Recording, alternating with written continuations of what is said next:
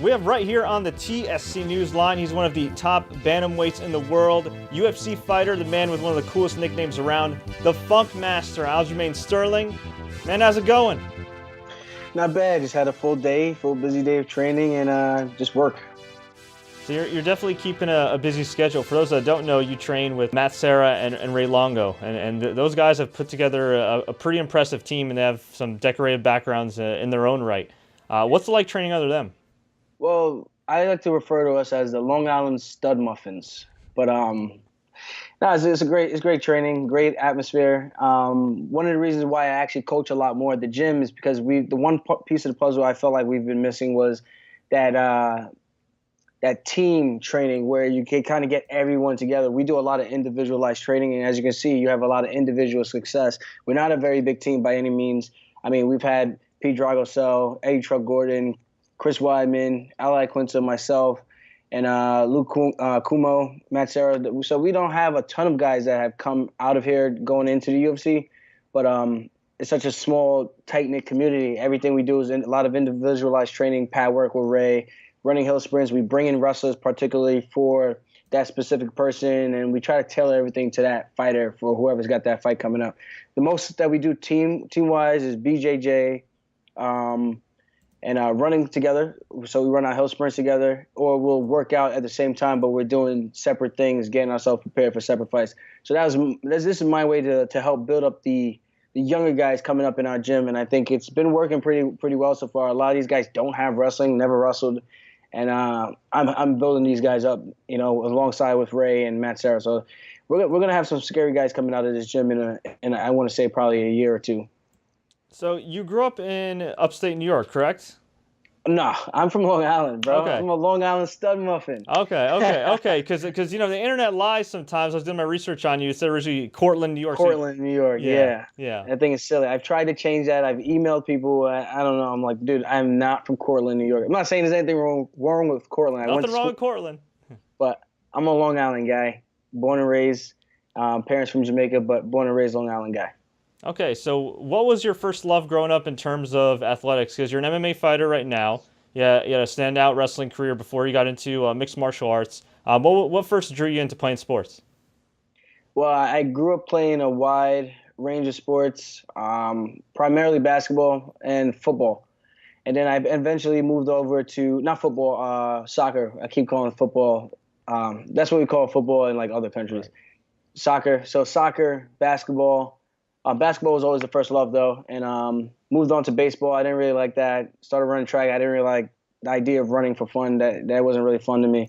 And I tried volleyball. I've tried everything, man. And then, I was too short for basketball, a little too small, undersized for football. I was playing football, then wrestling and cutting weight. So I would get big, bulk up, and then I just shrink all over again.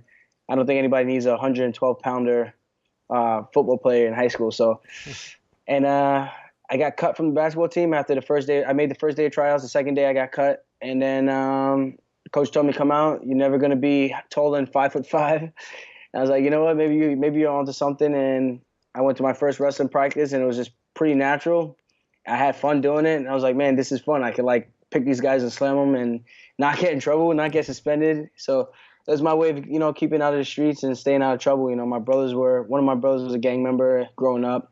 And I got caught up with that a little bit, but I think wrestling is what, honestly, in my opinion, saved my life and helped drew me. Sports in general, but wrestling helped really push me towards school, and here I am now.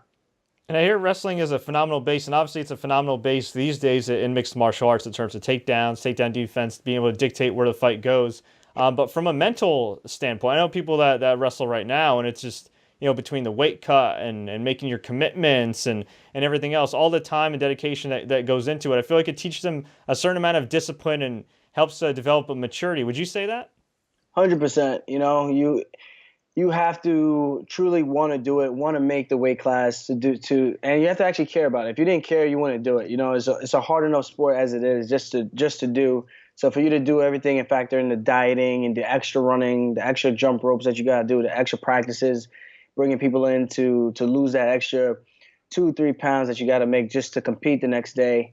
It takes a lot of sacrifice, a lot of commitment, especially for those 2 days, 3-day tournaments where you you make weight, and you got to hold your weight throughout the day and eat just enough that you don't get too heavy so that you can make weight for the next day if you were one of those guys who are probably going to move on and advance in the tournament.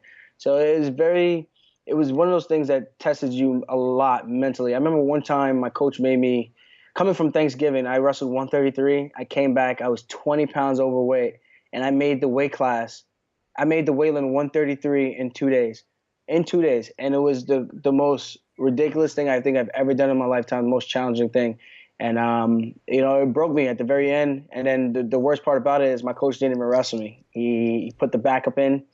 And he was actually the starter, but I beat him a couple times. So I was technically the starter, but he wanted him to start. That's a long story, another story. But he put the guy in, and I was ready to quit, ready to leave. And it's one of those, it tests you, man, especially in the college level. There's only one guy who could start. There's only one guy you could send to the NCAAs, and to be that guy, to be that front runner, it's so you have to put in a lot of time, a lot of work, especially for a kid who started wrestling in 10th grade, never went to the state tournament. I'm competing against these guys who have all these credentials, and I'm the underdog, So I've been the underdog pretty much my entire life, and it's one of those things I kind of use to motivate me and fuel my fire to keep on going, keep pushing. I never won anything. I came short, took second in the county tournament. That was a state qualifier. Never went to states. I was a spot away from getting a wild card to go. Didn't get it. Went to college. It was the first seed in the tournament. It is so many things, I lost in the first round, and I've never won, I've All-American twice, but to win that UFC gold at the end of my career, before the end of my career, I should say, I think that would just make everything that much sweeter and bring it all together at the right time for me.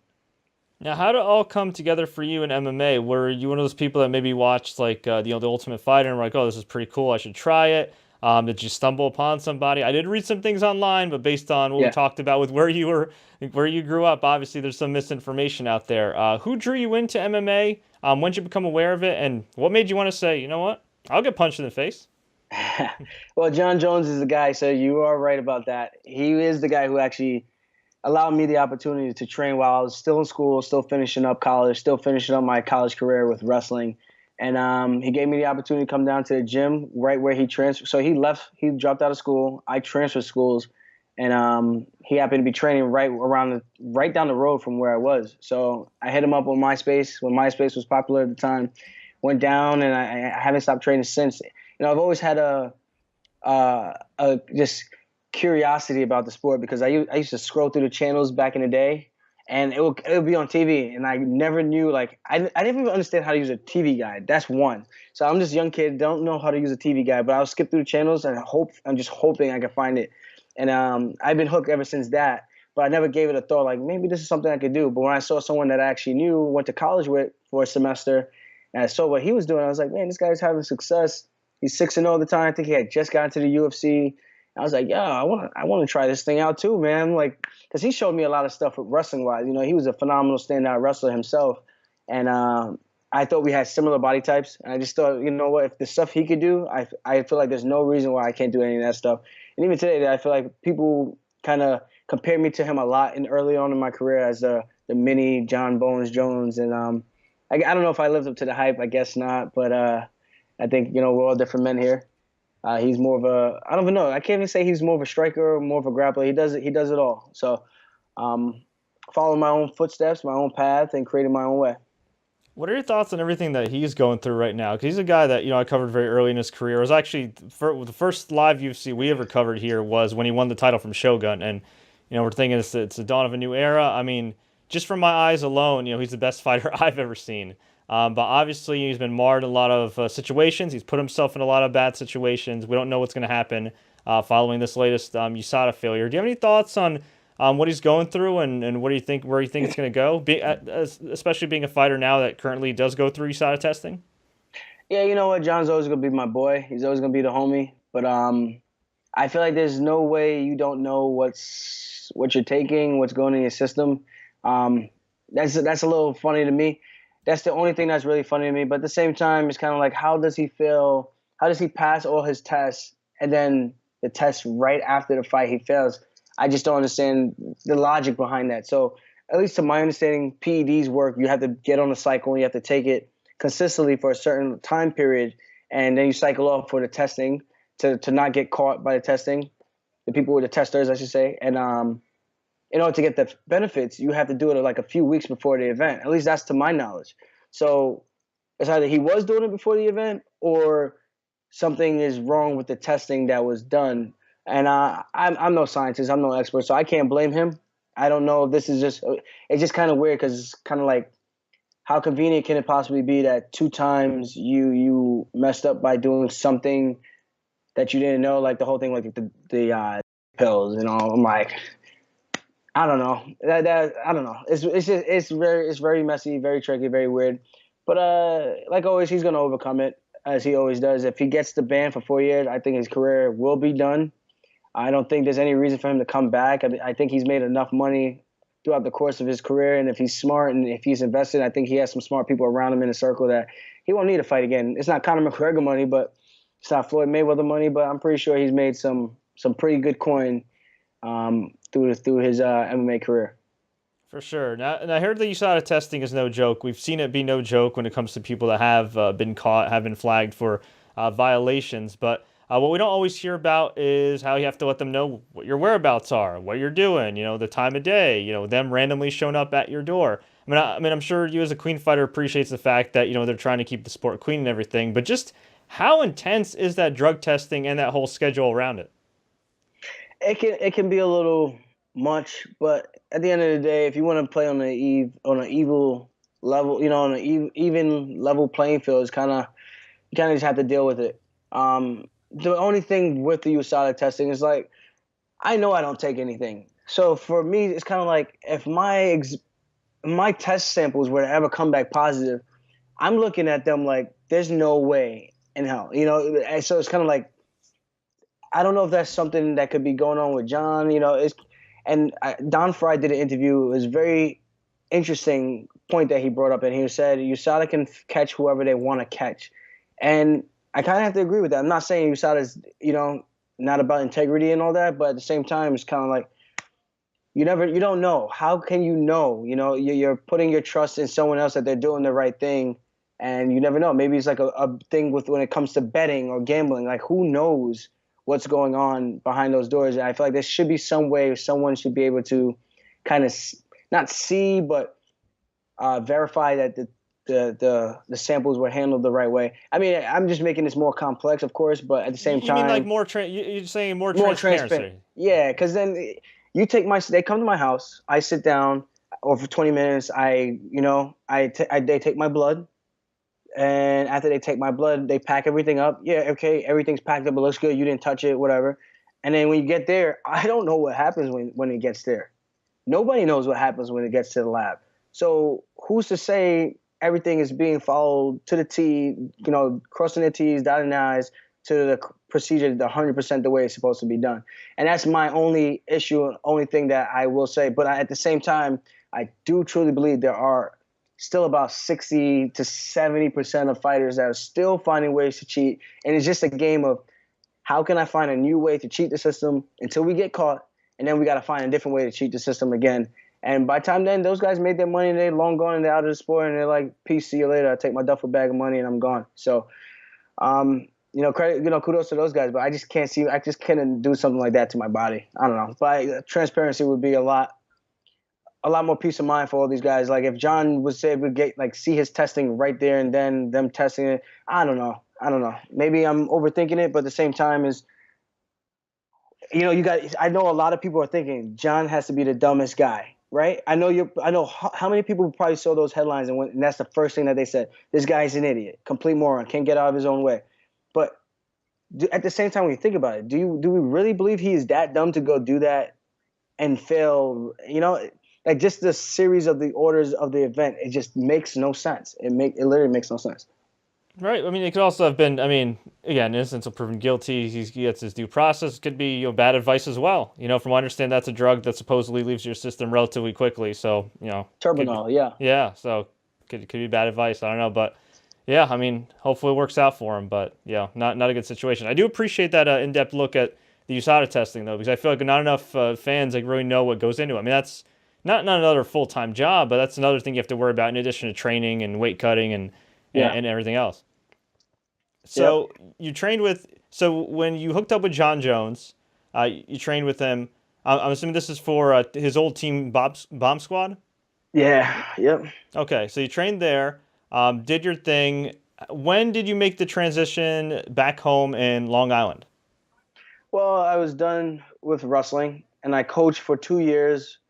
And the second year, I had to make a choice, and I didn't feel like the team and the coaching. I felt like they weren't really pro fighter anymore. I don't think they were ever really pro fighter, to be honest. Maybe when they were like when we were in the barnyard, but I feel like once we moved into a gym, it became more corporate, and I just wasn't feeling the energy, wasn't feeling the vibe anymore. I felt like they didn't really care if we really got better or not because one, the fighters don't pay anything. I remember that was like the infamous quote that sticks out in my mind.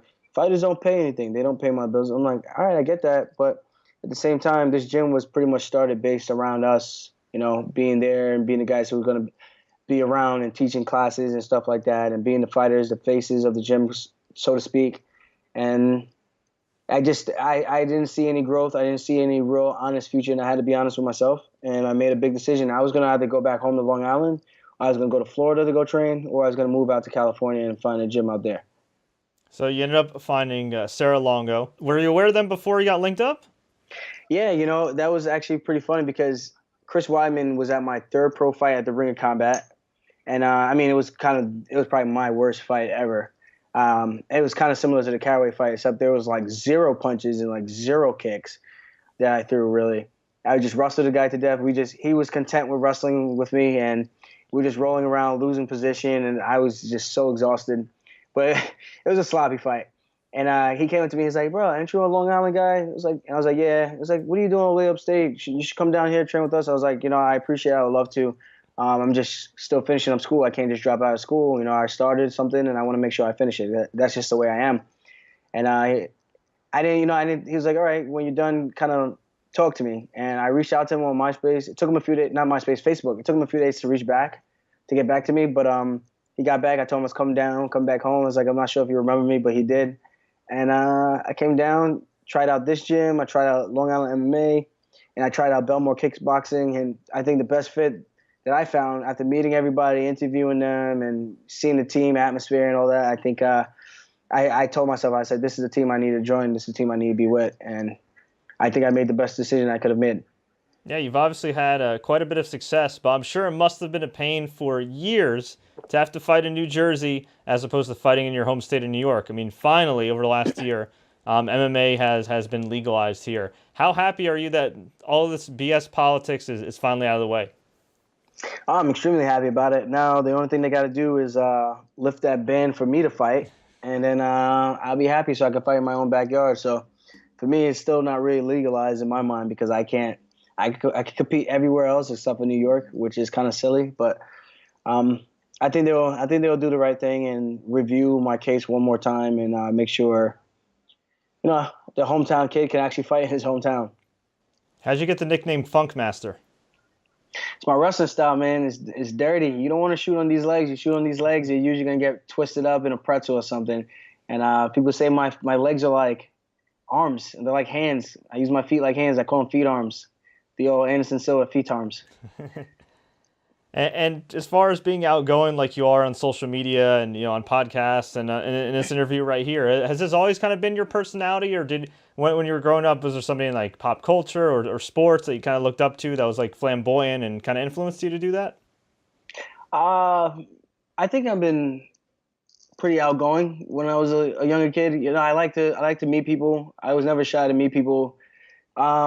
I was a little bit of a hard ass. I would say that. I think I was a lot not meaner. I don't know. I think I had more of a little bit of an attitude problem back then, but I definitely didn't mind meeting people. But I think now I kind of learn as you get older. You learn how the world works, and you kind of have to change your ways and kind of adapt to fit in, and so you can get places in life. But this is me. This is how I am. I can't really fake being happy. I feel like if you're not happy in your life, then you got some serious things that you need to fix in your life. and find out why you're not happy in your life, you know. And if you need to trim some fat, trim the fat, man. That's what you got to do sometimes, and that's what you got to do.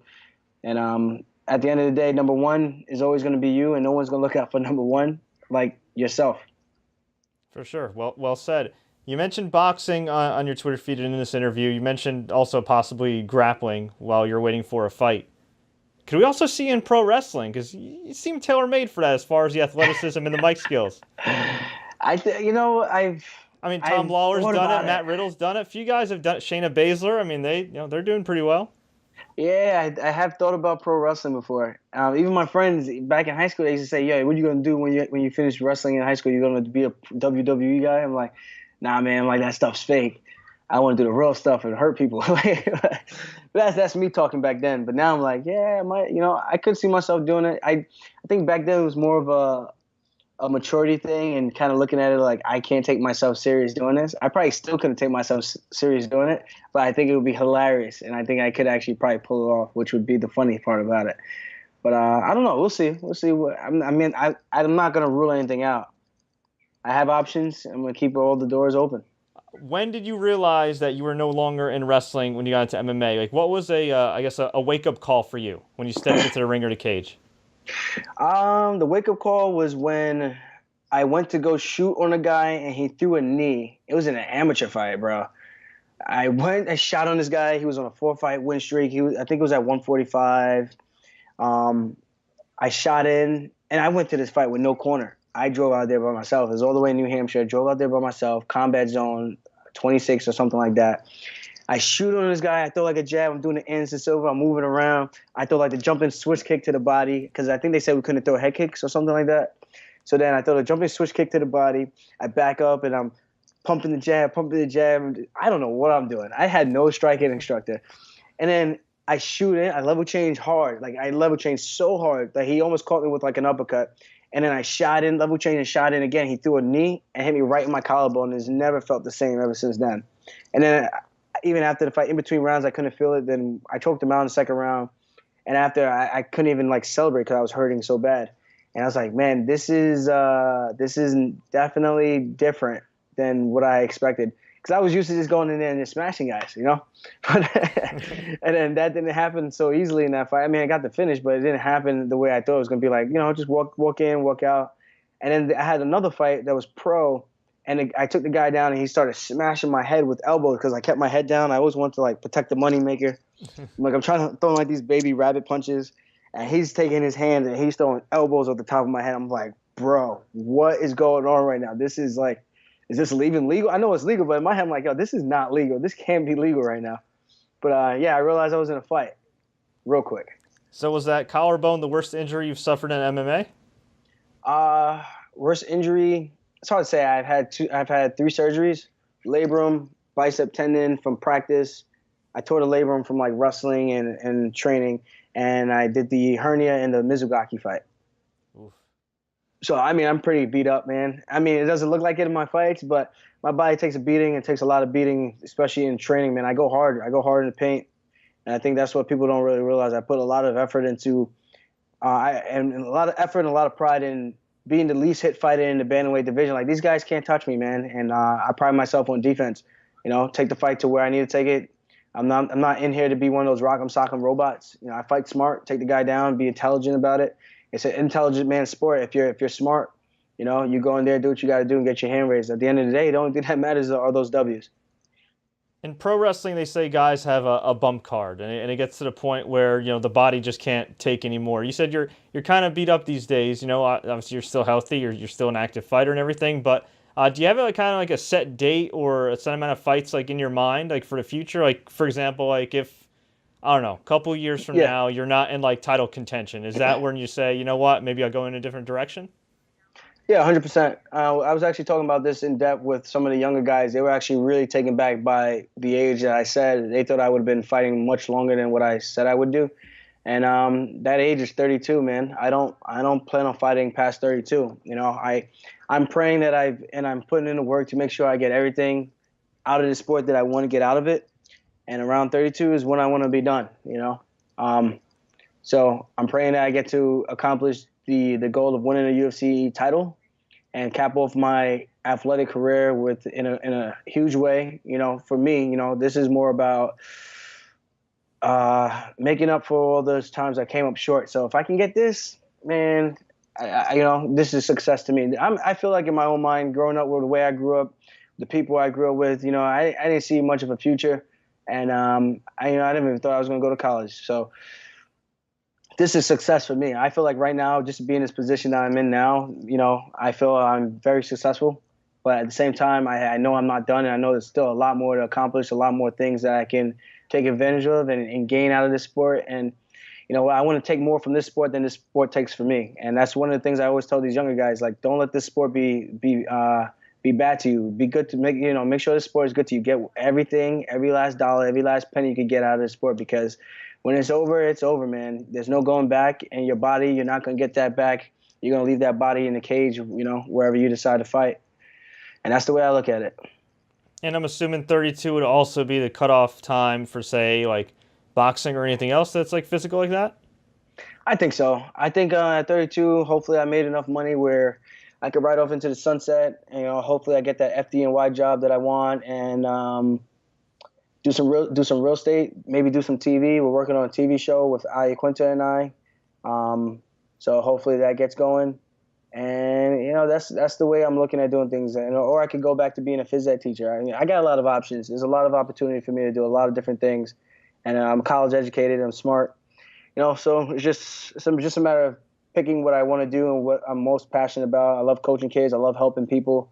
And who knows? I'm never going to rule out anything. But I think being a physical professional athlete, I think 32 is the age I want to be done. Awesome, man. Well, listen, I really do appreciate you taking the time to do this, especially after your quick dinner before the fight, before the interview. I saw you munching on some stuff. Before I let you go, some Jamaican food. Yeah. Before I let you go, man, any upcoming events you're involved in, appearances, anything we should look out for? Appearances. I'm actually going to UFC Poland. That's October 21st. And I've been doing the podcast with Chris Menzo. He's one of the sons of the Housewives of New Jersey. It was an old TV show that they had, a reality show TV. Him and his brother were pretty popular from that show. And he does a little TV show podcast on Fantasy Sports Network. It comes on every Thursday night at 8. And I've been getting on there more and more, just trying to build my portfolio of things that I can do, and just continue to market myself. So we got that, Poland, got that, and I actually sell some gear too. So it's not Reebok gear, it's funkmaster gear. So it's all authentic, and it's actually going to the actual fighter. So AljamainStorm.com. AljamainStorm.com. You heard it from the man himself. Aljamain, thanks so much for your time. Thanks for having me.